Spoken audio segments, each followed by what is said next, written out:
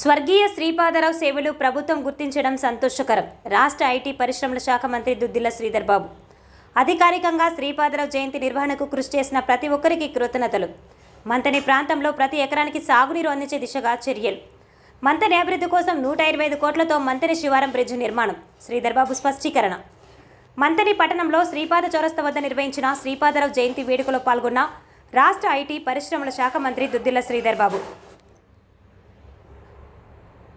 పేద ప్రజల బడుగు బలహీన వర్గాల అభ్యున్నతి కోసం జీవితాంతం కృషి చేసిన మా నాన్నగారు స్వర్గీయ శ్రీపాదరావు సేవలను ప్రభుత్వం గుర్తించి వారి జయంతి వేడుకలను అధికారికంగా నిర్వహించడం సంతోషకరమని రాష్ట్ర ఐటీ పరిశ్రమల శాఖ మంత్రి దుద్దిల్ల శ్రీధర్ బాబు అన్నారు.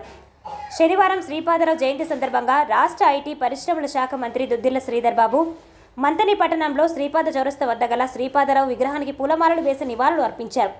ఈ సందర్భంగా రాష్ట్ర ఐటీ పరిశ్రమల శాఖ మంత్రి దుద్దిల్ల శ్రీధర్ బాబు మాట్లాడుతూ తెలంగాణ రాష్ట్రానికి సంబంధించిన అరుదైన నాయకులలో శ్రీపాదరావు ఒకరని, వారి సేవలను గుర్తించి జయంతి కార్యక్రమాన్ని అధికారికంగా నిర్వహించాలని ప్రభుత్వ విప్లో అడ్లూరి లక్ష్మణ్ కుమార్, ఆది శ్రీనివాస్, ఎమ్మెల్యేలు Vijaya Ramana Rao, Makkan Singh, Raj Thakur, CM Revanth Reddy, deputy CM బట్టి విక్రమార్కల దృష్టికి తీసుకువెళ్లారని, వారి కోరికను అంగీకరించిన ప్రభుత్వం జయంతి వేడుకలను అధికారికంగా నిర్వహిస్తున్నదని అన్నారు.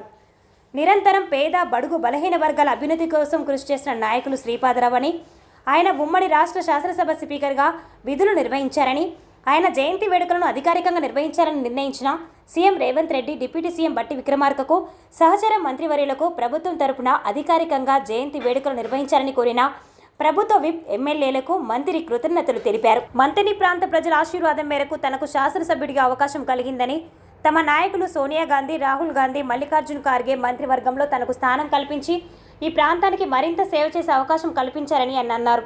విద్య, వైద్యం, ఉపాధి పరంగా ఈ ప్రాంతంలో నివసించే అనేక మందికి మేలు చేయాలనే ఉద్దేశంతో తనకు అందించిన అవకాశాన్ని సంపూర్ణంగా వినియోగించుకుంటారని తెలిపారు. తనకు ఉన్న శక్తి మేరకు కృషి చేసి మంతని ప్రాంతాన్ని అభివృద్ధి చేయడం జరుగుతుందని అన్నారు.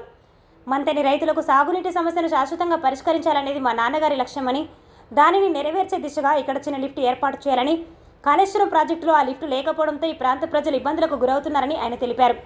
మంతని ప్రాంత రైతుల ప్రయోజనార్థం వేగవంతంగా అవసరమైన లిఫ్ట్ ఏర్పాటు చేసి శాశ్వత పరిష్కారానికి కృషి చేస్తామని అన్నారు. ఎస్ఆర్ఎస్పీ నీరు చివరి ఆయకట్టు వరకు రాకపోవడంతో ఇబ్బందులు వస్తున్నాయని, పైన ఉన్న రైతులు నీరు వాడుతున్నారని, దీనివల్ల చివరి రైతులు ఇబ్బందులకు గురవుతున్నారని, దీనిని నివారించే దిశగా అధికారులు అవసరమైన చర్యలు తీసుకోవాలని, ప్రతి రైతుకు అవసరమైన మేర సాగునీరు అందించాలని, నీటిని దుర్వినియోగం జరగకుండా చూడాలని మంత్రి అధికారులకు స్పష్టమైన ఆదేశాలు జారీ చేసినట్లు తెలిపారు.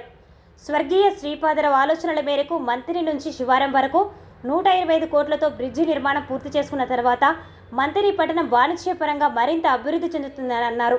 ప్రజా సంక్షేమం, అభివృద్ధి దిశగా పాలన సాగిస్తున్న ప్రభుత్వం పట్ల సంఘ విద్రోహులు చేసే అసత్య ప్రచారాలకు చట్ట ప్రకారం చర్యలు తీసుకోవడం జరుగుతుందని, చట్టాన్ని మీరే ప్రతి ఒక్కరిపై పార్టీలకు అతీతంగా చర్యలు తీసుకుంటామని, ఎవరిని ఉపేక్షించమని అన్నారు.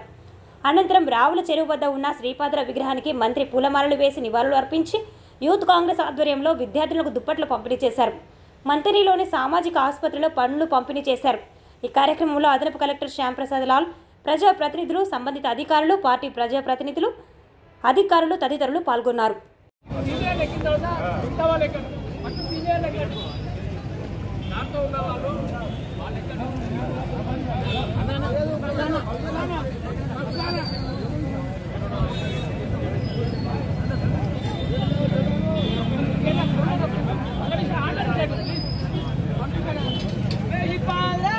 हमारा है, हमारा है, हमारा है, हमारा है, हमारा है, हमारा है, हमारा है, हमारा है, हमारा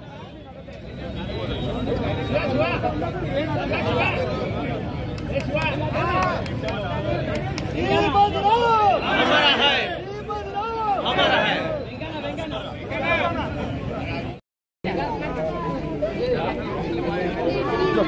సైడ్ అటు సైడ్ పోయి అటు సైడ్ వెళ్ళాలి.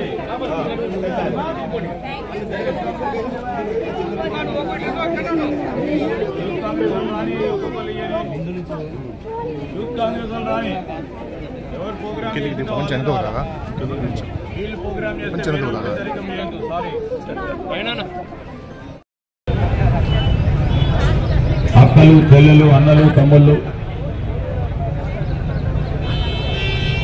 అదేవిధంగా జిల్లా యంత్రాంగం నుంచి ఇక్కడికి వచ్చేసిన అడిషనల్ కలెక్టర్ గారితో పాటు ఇతర అధికారులు పాత్రికేయ మిత్రులందరికీ నమస్కారం.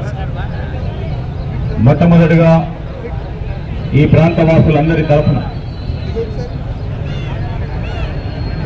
ప్రభుత్వానికి సంబంధించి ప్రభుత్వం మరి వారి జయంతి ఉత్సవాలని ప్రభుత్వ పరంగా చేయాలని ఆలోచన చేసి సోదరులు ప్రభుత్వ విప్ అడ్లూరి లక్ష్మణ్ కుమార్ గారు, అదేవిధంగా ప్రభుత్వ విప్ ఆది శ్రీనివాస్ గారు, సోదరులు రామగుండం శాసనసభ్యులు రాజ్ ఠాకూర్ గారు, విజయ రమణారావు గారు, వీరందరూ కూడా గౌరవ ముఖ్యమంత్రి రేవంత్ రెడ్డి గారికి, ఉప ముఖ్యమంత్రి బట్టి విక్రమార్క గారికి, మరి శ్రీపాదరావు గారు మొత్తం ఈ తెలంగాణ రాష్ట్రానికి సంబంధించిన అరుదైన నాయకుల్లో ఒకరు.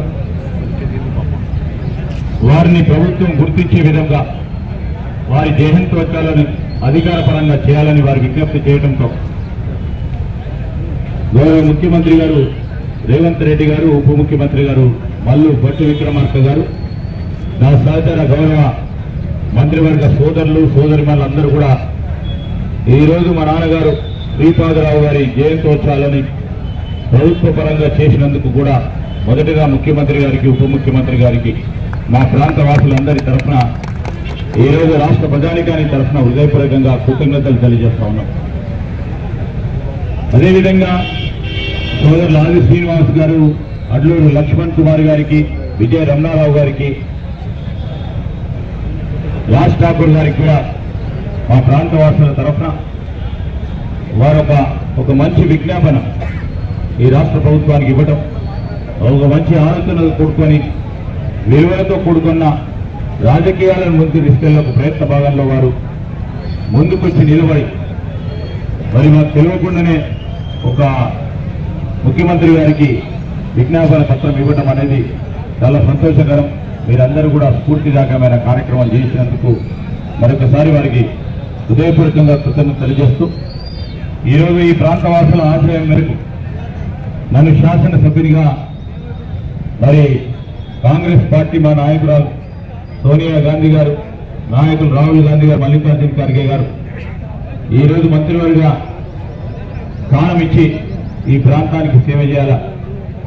అదేవిధంగా ఈ ప్రాంతంలో ఉన్న అనేక మందికి మేలు చేయాలి, విద్యాపరంగా ఉపాధి పరంగా అని ఒక అవకాశం ఇచ్చిన తరుణంలో తప్పకుండా మేము ఈ ప్రజలందరికీ మనవి చేస్తా ఉన్నాం.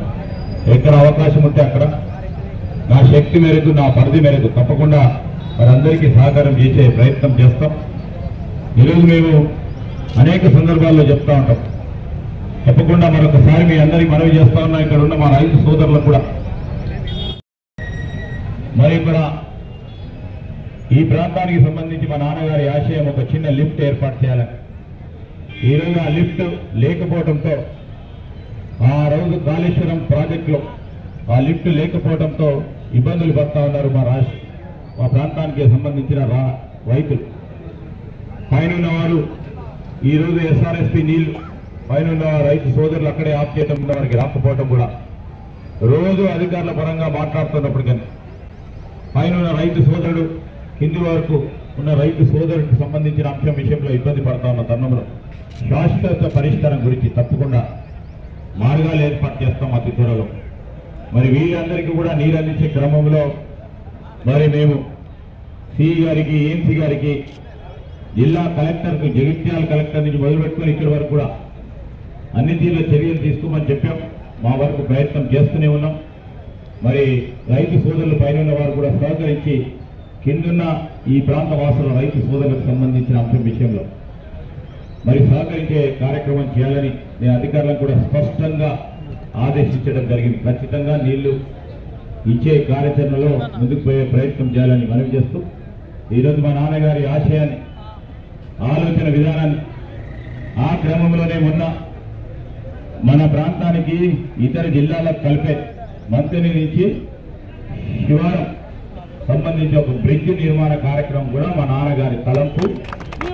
దాంట్లోనే మొట్టమొదటి నెల 2 నెలల్లో కూడా 125 కోట్ల రూపాయలతో ఈ బ్రిడ్జ్ నిర్మాణ కార్యక్రమం చేస్తే మంతని పట్టణం కూడా మరి ఇక్కడ ఉన్న వాణిజ్య వ్యాపారం చేయడానికి అన్ని విధాల సదుపాయం కల్పించే భాగంలో ఒక ఆలోచన చేసి ముందుకు వెళ్తా ఉన్న తరుణంలో ఇది అందరూ ప్రజలకు సంబంధించిన అంశం. సహకరించిన ప్రతి ఒక్కరికి కూడా మనవి మీ అందరికీ కూడా కృతజ్ఞత తెలియజేస్తూ మరి చిల్లరగాలు కొంతమంది చేసే అసత్య ప్రచారానికి సంబంధించి వారిపైన కఠినమైన చర్య తీసుకునే విధంగా మేము చట్ట ప్రకారం కూడా ముందుకు తీసుకెళ్లే కార్యాచరణ తీసుకొస్తాం. ఇప్పుడంటే ఇంతకుముందు ఒక పర్వం చట్టపరంగానే ఈరోజు వారిపైన చర్య తీసుకునే కార్యాచరణ తీసుకోవాలి. ఆ విధమైన కార్యాచరణ తీసుకోకుండా ఉంటే ఈరోజు ఇక్కడ లా అండ్ ఆర్డర్ మెయింటైన్ కాకుండా ఉంటుంది. చట్టం ఏం చెప్తుందో చట్టానికి అనుగుణంగా మా కాంగ్రెస్ పార్టీ కార్యకర్తల నాయకులు అందరూ కూడా పనిచేయాలి. దానికి అనుగుణంగానే ఇతర వారు కూడా పనిచేసే కార్యాచరణ చేయకుండా ఉంటే అది వేరే తీరుగా దారి తీసే అవకాశం ఉంటుంది. కనుక మరి ఆ బలమైన నిర్ణయం తీసుకొని ముందుకు తీసుకెళ్లే ప్రయత్నంలో ప్రభుత్వం ఎక్కడ కూడా వెనుకాడదు. ఫండమెంటల్ రైట్స్ ఈరోజు దానికి సంబంధించి గౌరవాన్ని కాపాడుతుంది.